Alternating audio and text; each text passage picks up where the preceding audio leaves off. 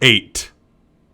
I wasn't sure if it was based on the spiral structure of the town, but Manamera's local speciality was a jumbo roll cake of thin sponge and heaping helpings of banana-flavored cream. I was determined to have one when I got here, but now the moment had arrived and I'd lost my appetite. The 8-inch long spiral of cake stared at me in the face of the middle of the table. Meanwhile, on the other side, Asuna looked deadly serious. So I wonder if they're officially a couple. Huh? It was not at all what I had expected her to say. She continued, her manner still completely serious. Shivata and Litten, I mean. How they got together, and what's happened between them since. We missed out on all the important details. You've got a point. I honestly didn't know how I would be expected to react to a story of that nature. So, for my part, I was relieved that Shivata abridged the details, but Asuna seemed quite interested. I forked a large piece of banana cake and brought it to my mouth, choosing my words carefully. But that deadly serious track athlete was calling her Lichan, so I'd say they're going out. Oh, Shivata's on the track team? No, that's just what I imagine. And to think I actually believed you for 2 seconds. She raised an eyebrow at me skeptically and stuffed a big bite of cake into her cheeks. The miraculous power of the specialty dessert eased the crease between her brows, and I decided it was safe to present a concern of mine. But what exactly does going out entail in this world?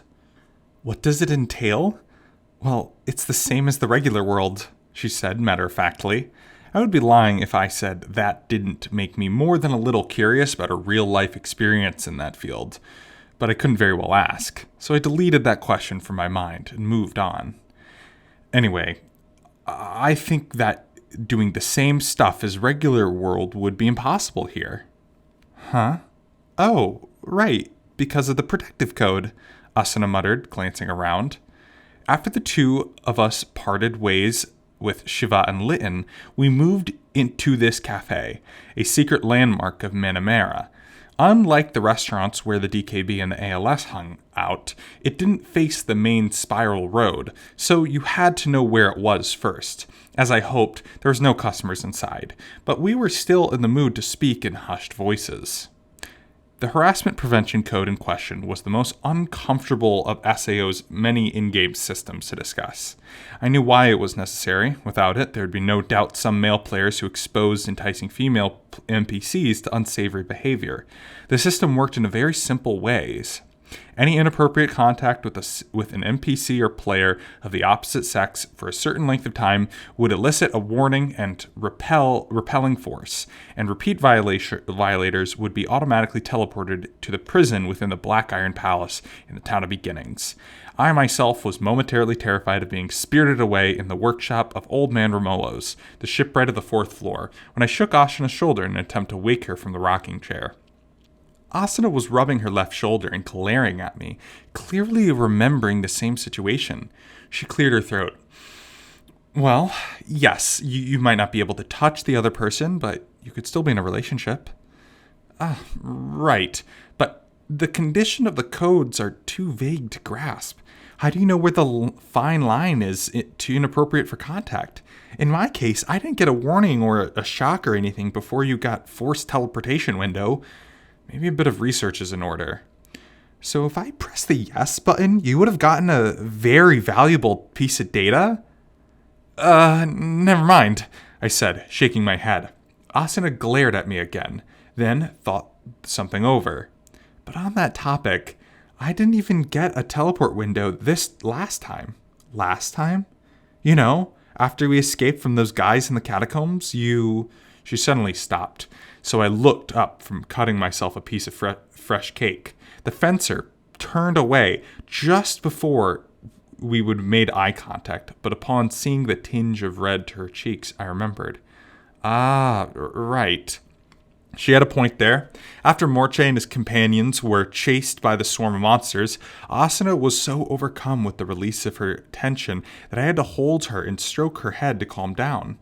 Thinking back on it now, I was impressed with myself. The contact lasted for at least 3 minutes, much longer than the contact at the workshop. So it was a mystery that Asuna hadn't received a window prompt to teleport me away. Maybe the shoulders are a no-go, but the head is okay? But if the one being touched doesn't like it, there's no difference between the head and shoulders. Besides, you were also touching my shoulder at the time. Oh, I was? It's a mystery. Maybe it's because on the 4th floor you were asleep. That wouldn't be it. Why show a window to a sleeping player? They can't press the buttons. Very true. We should just ask Shivata next time. Ask him what? Asuna wondered. I unveiled my brilliant idea. Well, if that track athlete tries to make physical contact with Litten, then he should inevitably be collecting data on the limits of the conditions of the harassment code, right? Suddenly, the fork in the fencer's hand shot audibly forward towards my nose. If it had been a knife, she might have successfully pulled off a linear. Listen to me. You are absolutely not allowed to ask an indecent question like that. I don't care about the guy, but that's not fair to Litten. I don't understand. I won't suggest it again, so please put the fork down. Once it was safely resting on the surface of the table again, I breathed a sigh of relief and leaned back in the chair. The only other thing I can figure is that it evolves depending on the target player. What do you mean? I'm saying that it could be triggered almost easily between two strangers who have never had contact before, but that it gets eased as the player's relationship grows. I can't just imagine how they track and quantify the emotional closeness of two players. I looked down from the ceiling, and the fencer was quiet, her expression flat. I worried that I might have said something stupid again. But for whatever reason, I noticed that redness was rising on her skin, from the collar of her cape up to her mouth and nose. Anticipating an eventual eruption, my legs tensed and prepared to dart away and escape. But my considerable fortune, the jingling bell at the door, rang at that moment, cutting through the thick tension. The visitor at the cafe was none other than Argo, who had sat up in Mananamera before we arrived. It wasn't a coincidence, of course. I had sent her a message as soon as we were done with Shivata and Litten. Hey, The tired-looking whiskered broker walked over and sat at the chair next to Asuna. She ordered a roll cake triple thick and let out a long breath. You dragged me out of my own business, so I hope this is more important than the boss quest, Keyboy. Of course, I reassured her. For a brief moment, I considered breaking the ice with a silly question about the harassment code conditions, then decided it wouldn't be worth it if nobody was going to laugh.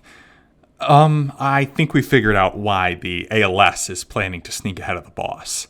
As befitting a creature that fed on information, Argo's face immediately brightened up. Wait, really? Even I haven't caught that morsel on my net of intelligence. This is quite impressive.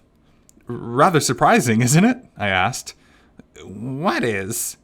Well, I would have thought you knew already. Don't you remember anything about an item from the 5th floor boss causing trouble in the beta?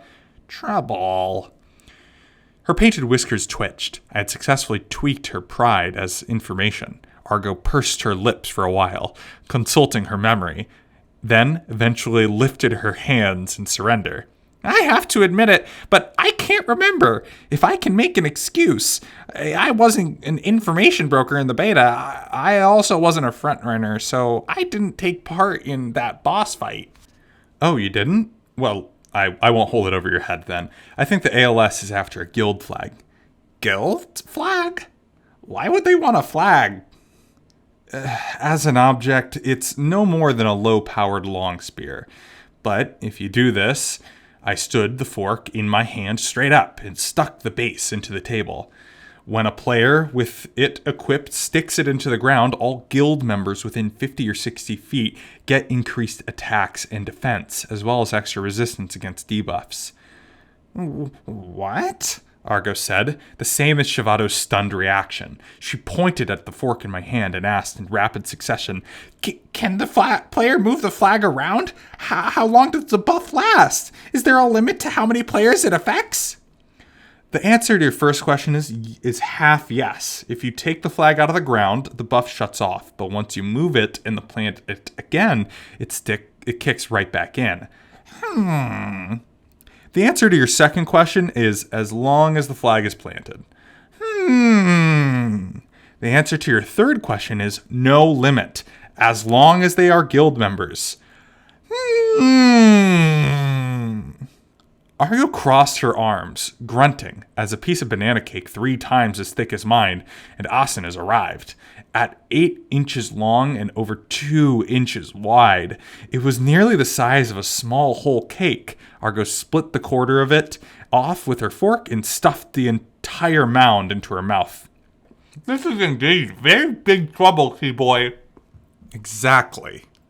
The statistical boosts are one thing, but the effect of the player's mentality is especially dangerous. If the ALS gets that item and plants it during the battle, their morale is going to skyrocket, and the DKB will plummet. The same could hold true for the reverse. It's more than powerful enough to crush the uneasy balance that exists now. You can understand why Cabal would decide to attempt the boss prematurely once he learned about it, I murmured, bringing a piece of cake up to my mouth. In the meantime, Argo had made another quarter of her own cake disappear. She glanced over to the left. You seem pretty quiet today, Chan? No, it's nothing, Asuna insisted. Finally getting her conscious brain back into motion, she scrambled to eat more cake, and Argo blinked in surprise.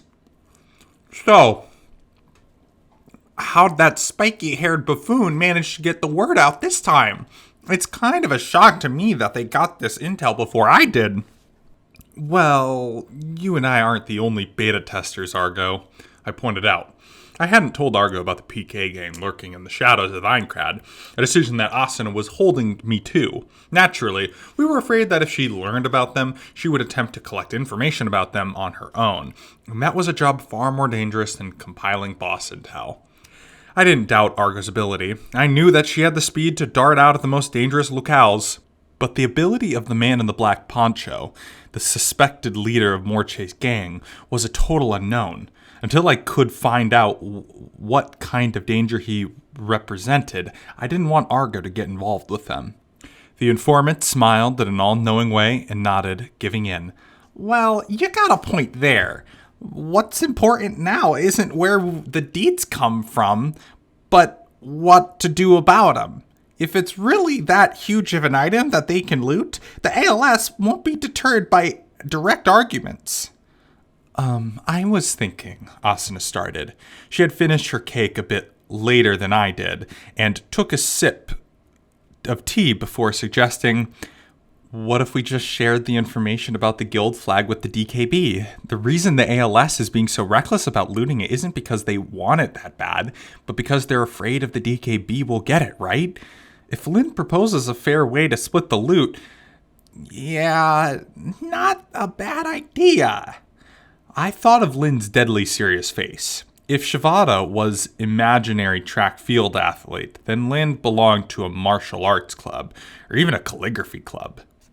No matter what, Lynn can be reasoned with. He might be able to force a conversation with the ALS. It's just joint managing a guild flag is impossible, much less sharing its power. Once the item is registered under a guild, I can't imagine that you can alter it, and I wouldn't be possible to split the flag apart either. Ultimately, they are going to come down to the rock, paper, scissors match, or roll the dice, or even a 5-on-5 group duel. I can't imagine that Cabal would accept that proposal, Asuna muttered. Both Argo and I nodded. It was an ironclad belief of Cabal that all resources should be shared to hold the casualties of the game to a minimum: gold, items, information. It was the foundation philosophy of the guild he started. Lind and the DKB held that the top players with the deepest knowledge and the greatest power should fight bravely at the front line and serve as a symbol of hope, thus generating the energy and inspiration to defeat the game. I didn't know which was right. All I could say was that both were successors of Diovel the Knight, and that would strongly desire the guild flag to further their respective causes. Neither would dream of succeeding it to the other. Why did you have to die, Diavel? I asked the departed knight, leaning back in my chair, staring up at the boarded ceiling. There was no answer, of course, but somehow I heard his final words repeat in my mind. You have to take it from here, Kirito. Kill the... His avatar blasted into pieces before he could finish his sentence. Yes, I too had inherited something from him. Kabao inherited the knight's sense of fairness, and Lind had taken his heroicism. And what I took, as a fellow beta tester, was a sense of realism. I opened my eyes slowly, looked at Argo and Asuna, and turned and said, "Let's beat the boss." The words melted in the air in the room, echoing and vanishing, but the info dealer and the fencer did not speak. Argo's fork, which had been hovering in the air for several moments, finally stabbed into the remaining thick roll of cake and lifted the mass of sponge and cream, which disappeared as if it was a magic trick. It's a true rodent fashion. The rat's cheek bulged comically as she chewed away at her meal. At last she asked, You mean the three of us? "Oh, no, not at all."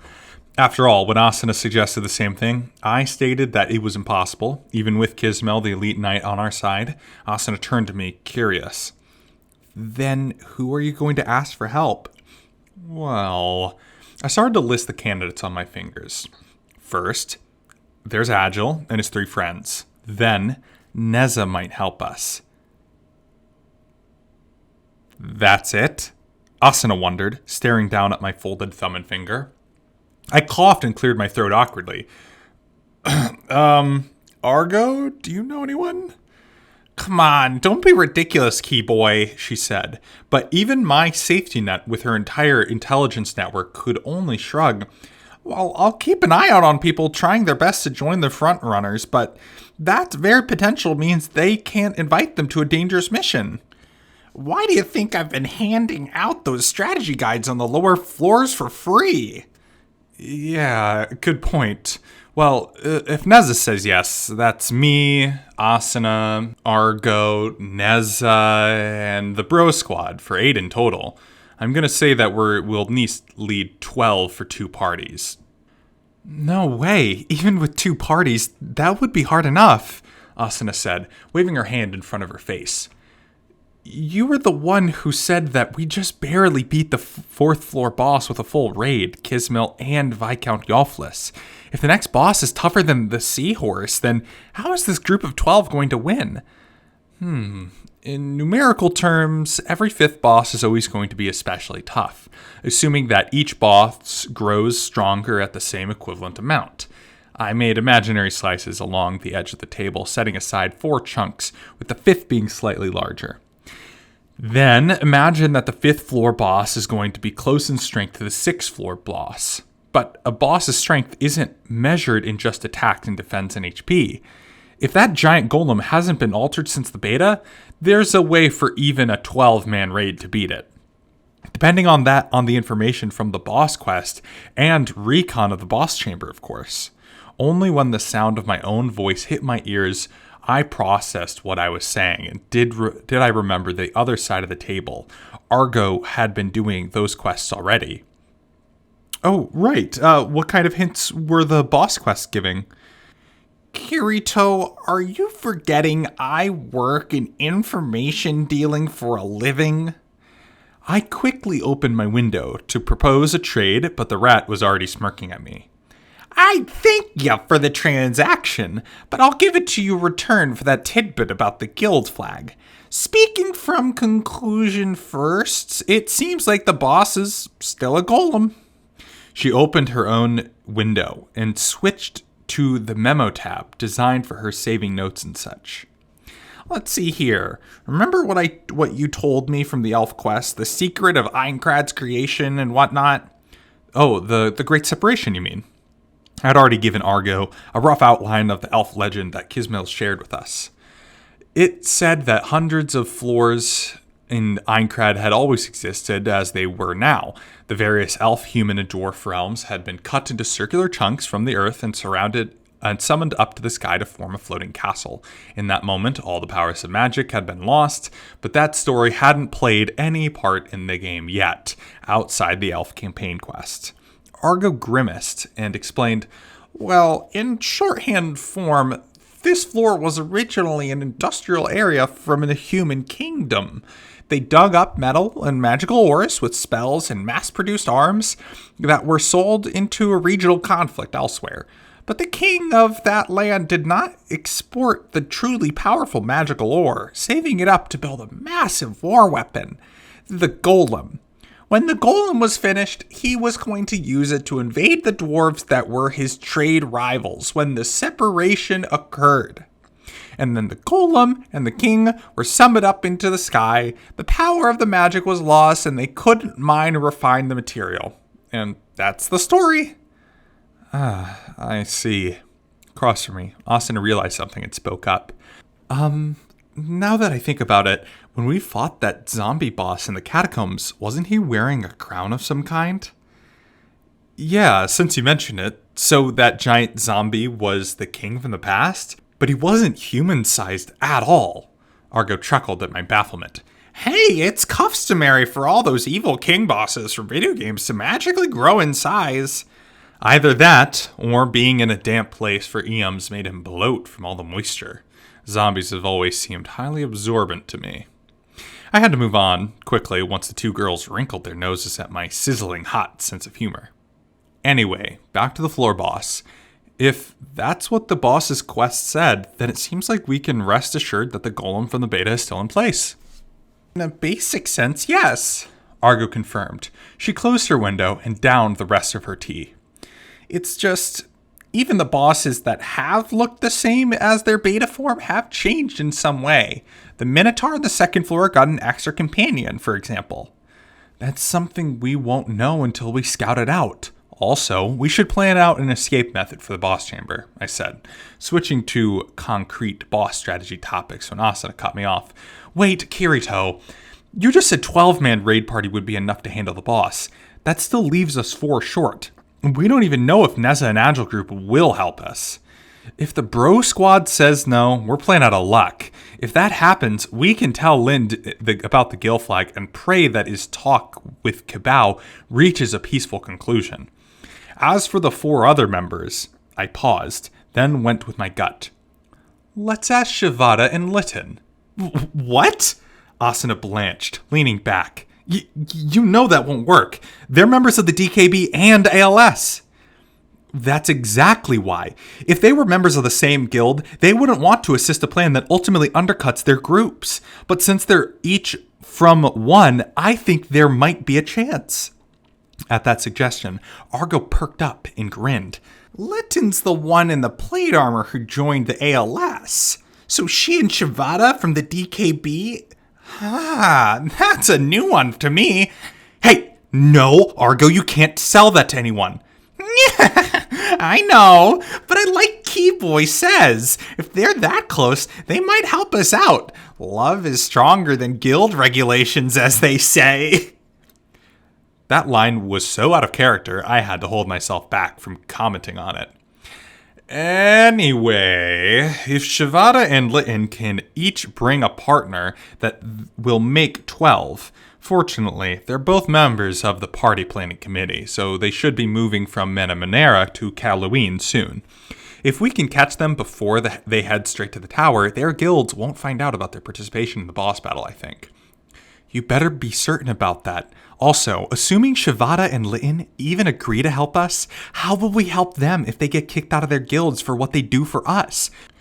I can't agree to bring them into our plan if you can't give me a proper answer to that, Asuna stated decisively, leveling me with a determinate gaze. Our insane plan to attempt the floor boss was just 2 parties, was meant to prevent either of the ALS or DKB from taking the unstoppable lead, and it seemed likely that if we don't carry the plan out, Shivada and Litten would be forced to choose between their guilds and each other. But Asuna wasn't talking about logic. She was talking about loyalty. They had trusted us with their private information and wouldn't be right for us to use them like disposable pawns in our game. Agile's party has exactly 4. I'll ask them if they mind letting another 2 join up. If that's a no-go, we'll invite them into our party. I said, displaying no small amount of determination. Asuna smiled and nodded. Agile and Shivada were on the 5th floor, so we could contact them with instant messages. But we'd last seen Neza on the 2nd floor. If he hasn't been up here, we'd have to take the tunnel back to Caerluine, then teleport down to the lower floors and send messages there.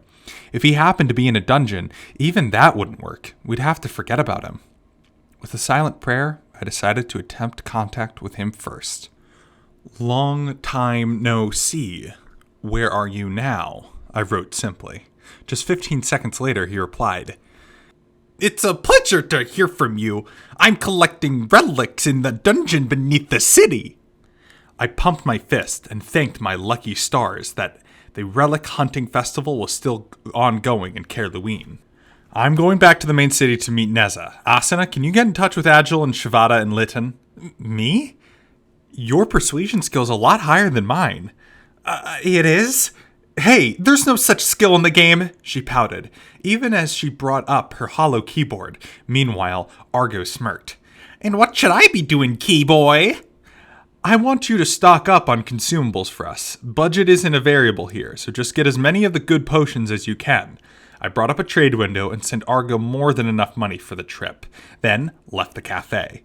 The underground tunnel that connected Manamera with the main town of Caerluine had a fair amount of monsters and treasure, so the trip might take an hour or two for a party battling its way through, but that time could be compressed significantly by a single player racing through it. It took me just over 20 minutes to finish the 3-mile route, evading groups of monsters and dispatching singles with a good thrust of my sword skill. I emerged into the large waiting room of the first basement level of the dungeon and searched for Neza. Before I could spot him, I heard someone call, "Kirito!" from behind me. No sooner had I turned around than my hand was being clasped warmly. "It's been so long! I'm happy to see you again!" He said the very same blacksmith, former blacksmith, I'd met on the 2nd floor. But unlike before, there was no shadow of timid and fright in his smile. I couldn't help but grin and squeeze back. "It's good to see you too, Neza. Or should I call you Nataku?" The other man's name dimpled shyly and said, "No, just Neza is fine. My companions still call me Nezu anyway." "Oh, they do?" I glanced around the chamber and caught no sight of the legend braves. Neza let go and looked up.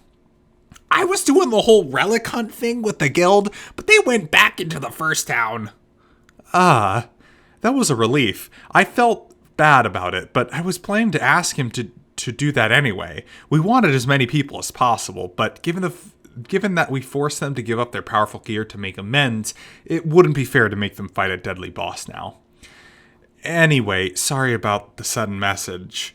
"No, not at all. What did you want to discuss?" Neza asked curiously.